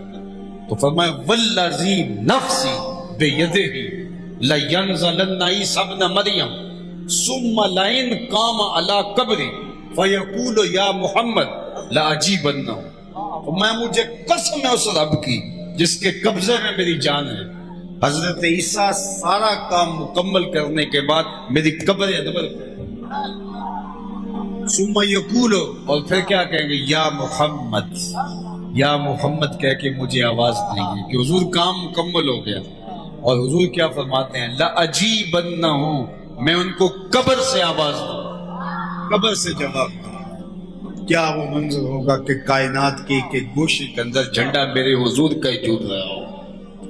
تو وہ وقت آنے والا ہے، اب میں نے اور آپ نے یہ فیصلہ کرنا ہے کہ ہم کہاں کھڑے ہوتے ہیں، کیونکہ دنیاوی آرزویں اور تمنائیں اور خواہشوں کی وسعتیں، آپ نے دیکھا کہ عمر بن سعد کے بیٹے کو رے کی حکومت کے لالچ میں یزید کے ساتھ کھڑا کر دیتی۔ حالانکہ دیکھیے حضرت سعد بن ابی وقاص کتنی شانوں کے مالک ہیں، لیکن اللہ مردے سے زندہ پیدا کرتا ہے اور زندے سے مردہ پیدا کرتا ہے۔ کس باپ کا بیٹا لیکن کھڑا ہے یزید کے ساتھ، اللہ اکبر۔ تو دولت نے آنکھوں کو نابینا کر دیا، اندھا کر دیا۔ آج بھی وقت کے کربلا میں ہم نے فیصلہ کرنا ہے کہ ہم نے کدھر کھڑا ہونا ہے۔ اور دوسری جانب ہم نے دیکھا کہ حور بن یزید ریاحی اپنی ساری سرداریاں چھوڑ کے حضرت حسین ابن علی کی نوکری، اور زمانے نے حور بن یزید کو جو ہے وہ زندگی بخش دی، اور عمر بن سعد جو ہے وہ قیامت تک کے لیے رسوائیوں کا طوق اپنے گلے میں پہن لیتا ہے۔ یہ فیصلہ ہم نے بھی کرنا ہے کہ ہم وقت کے اس کربلا کے اندر کہاں کھڑے ہوتے ہیں، حق کے ساتھ یا باطل کے ساتھ۔ ہم تو اپنی معمولی خواہشات بھی جب حق کے لیے قربان کرنے کی جو طاقت نہیں رکھتے ہیں تو پھر ہم بہت قیمتی اور جو ہے وہ اساسی اور بنیادی جو ہماری دولتیں ہیں ان کی قربانی کیسے پیش کر سکتے ہیں۔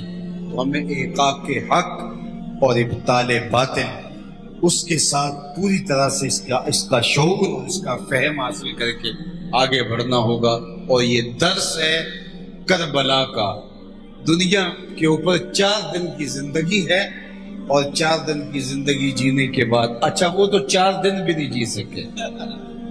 یزید کی حکومت جس کے لیے اس نے آل رسول کو ذبح کیا، صرف 3 سال 2 ماہ اور 4 دن تھے۔ 3 سال 2 ماہ اور 4 دن کی زندگی کے لیے جو ہے وہ اس نے اتنا بڑا حادثہ فاجعہ کر دیا اور اپنی آخرت برباد کر لی۔ اور یزید تخت پہ بیٹھ کے بھی تخت پہ نہیں تھا، اور حسین لیٹا ہوا آج بھی تخت پہ بیٹھا ہوا ہے۔ آج میرے اور آپ کے دلوں پہ شاہی کس کی ہے، حکومت کس کی ہے؟ یزید کا تو نام بھی باقی نہیں رہا، اگر کوئی اس کا نام لیتا ہے تو دشنام کے طور پہ۔ اچھا میں آپ کو کہتا ہوں کہ اس دنیا کے اوپر آج بھی لوگ موجود ہیں جو یزید کو اپنا مقتدا اور امام کہتے ہیں۔ حضرت ابن کثیر نے البدایہ والنہایہ کے اندر شام کے علاقے کے ایک فرقے کا ذکر کیا ہے جو یزیدیہ کہلاتے ہیں، اور انہیں البدایہ والنہایہ کے اندر لکھا کہ وہ باقاعدہ 10 محرم کو نئے نئے دلہے یا جو ہے وہ بڑے شفاف لباس پہن کے انواع و اقسام کے کھانے پکاتے ہیں اور قتل حسین پر خوشیاں مناتے ہیں۔ آج شاید وہ بہت سکڑے ہوئے ہوں اور چند نفوس پہ مشتمل ہوں، یا ہو سکتا ہے آج ان کا وجود بھی نہ ہو، لیکن اس دور میں موجود تھے۔ تو صاحب بدایہ والنہایہ نے کہا کہ ایسے لوگ دنیا کے اوپر موجود ہیں۔ آج بھی دنیا کے اوپر ایسے لوگ موجود ہیں جو یزید کے لیے حمایت کا گوشہ اپنے دل میں، اپنے دماغ میں اس کے لیے محبت اور دل میں سب کچھ رکھتے ہیں، لیکن اس کے باوجود وہ کسی کھلے میدان میں کھڑے ہو کے یزید کا نام فخر سے نہیں لے سکتے۔ تو میں نے ایک زمانے میں کہا تھا کیسا تمہارا لیڈر ہے جس کا نام لیتے ہوئے بھی شرم آتی، اور نام لینے سے قبل دائیں بائیں آگے پیچھے دیکھتے ہو، اور پھر ہولے سے نام لیتے ہو. تم اپنے لیڈر کا سینہ تان کے نام بھی نہیں لے سکتے. کیسا تمہارا لیڈر ہے. اور ہمارے لبوں پہ جب نام حسین آتا ہے تو سارا فخر سے بلند ہو. اللہ اکبر. فخر کا دل میں دریچہ باز کرنا چاہیے. جن کا تو آقا ہے ان کو ناز کرنا چاہیے. تو یہ ناز کرنا ہمارا ناز ہے کہ ہمیں حضرت امام حسین جیسے ہادی رہنما ملے جنہوں نے سب کچھ لٹا دیا. اللہ اکبر. لیکن نبی کے دین پہ آنچ نہیں آنے. مجھے آپ بتائیے کہ حضرت نوح علیہ السلام کشتی جب بنا رہے تھے تو ابھی پانی نہیں تھا, تو لوگ آ کے آپ کے گرد جمع ہو گئے اور کہا کیا ہے نوح تم کشتی بنا رہے ہو. تو کشتی تو ہوتی ہے پانی کے لیے اور پانی ہے نہیں. تو فرمایا جب پانی آئے گا تو پھر تمہیں پتہ چلے گا کہ یہ کشتی کیسے کام آتی اور اس کے اوپر بیٹھنے والے کیسے نجات پاتے. اللہ اکبر. حضور تو ایک محفوظ دین دے کے گئے تھے, لیکن اس کے باوجود حضور نے فرمایا کہ میرے اہل بیت کی مثال کشتی نوح کی ہے. حضور جانتے ہیں فتنوں کا پانی آئے گا اور پھر دنیا دیکھی یہ کشتی کیسے بچا. لوگ کہتے ہیں حسین کربلا میں گئے کیوں. میں کہتا ہوں جب کشتی بنی اس کام کے لیے تھی تو جب طوفان آیا تو حسین کیا گھر بیٹھ رہے تھے. یہی تو بتانا تھا کہ کشتی کو بنایا گیا تھا. آج فتنے اور طوفان آئے ہیں تو لوگوں بچنا ہے تو حسین کے دامن میں. یہ سر کی کامیابی کی ضمانت ہے اور یہ سر بلندی کا ذریعہ ہے. اور آج بھی حسین ابن علی کا نام ہمیں زندگی بخشتا ہے, ہمیں حرارت دیتا ہے. اقبال نے جو سر حادثہ کربلا کے نام سے ایک طویل خراج محبت پیش کیا ہے, اس کے 2 مصرے دیکھ لیجئے. سرخ رو عشق غیور از خونے شوخی مصر از مضمونے. اقبال کہتا ہے کہ لوگوں عشق غیور کے چہرے کے اوپر جو بانکپن ہے اور جو سرخیاں ہیں وہ حسین ابن علی کے خون کا صدقہ ہے. آج عشق سر اٹھا کے جو چلتا ہے تو وہ حسین کے خون کا صدقہ. ورنہ عشق تو رول گیا تھا. وہ کیا کہا تھا میر تقی میر نے کہ پھرتے ہیں میر خار کوئی پوچھتا نہیں, اس عاشقی میں عزت سادات نہیں. اور غالب نے کہا تھا عشق نے غالب نکما کر دیا, ورنہ ہم بھی آدمی تھے کام. اس عشق نے تو پلے کچھ نہیں چھوڑا تھا. اس نے سادات کی عزت کو رول دیا اس عشق نے. لیکن حسین نے عشق کا سر اونچا کر دیا. سرخ رو عشق غیور از خونے شوخی ای مصر از مضمون تا قیامت خط استبداد کرد موج خون او چمن ایجاد کر. ایک چمن ایجاد کر دیا. اور حسین ابن علی کا نام آج بھی حریت کا استعارہ ہے, آج بھی حرارت کا ذریعہ ہے, آج بھی کمزور دلوں کو توانائی بخشتا ہے, آج بھی قلت کے باوجود میدان عمل کے اندر جو ہے وہ تازہ دم لشکر اتار دیتا ہے. میں ایک جملہ کہوں اور اپنی گفتگو کو ختم کروں. قیامت تک ظلم کے خلاف, جبر کے خلاف, ناانصافی کے خلاف جہاں بھی جو بھی اٹھے گا وہ حرارت خون حسین سے ملے گی. طاقت اس کو یہاں سے ملے گی, حرارت اس کو یہاں سے ملے گی. اب پھر سنیے یہ مصرع سرخ رو عشق غیور از خونے. اللہ اکبر. اچھا اس میں پورا مضمون مکمل ہو گیا, لیکن اقبال خود پر حیرت زدہ ہو گیا کہ اتنا بڑا مضمون ایک مصرے میں مکمل ہو گیا. تو پھر خود بولا شوخی ای مصرع از مضمون ہو. کہ اتنے مصرے میں جان آگئی, یہ بھی حسین کے نام کی قیامت قط استبداد کر موج خون او چمن ایجاد کر. وآخر دعوانا ان الحمدللہ.